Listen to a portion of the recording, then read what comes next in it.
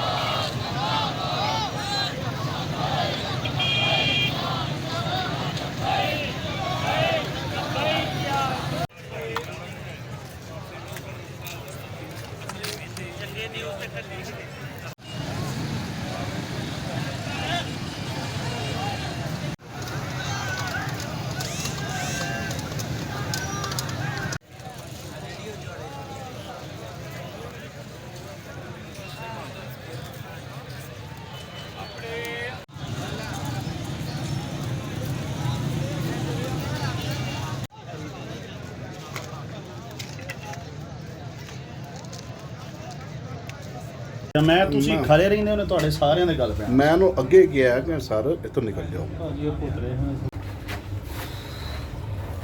ਹਨ ਐਡੀਟੋਲ ਦਾ ਸਰ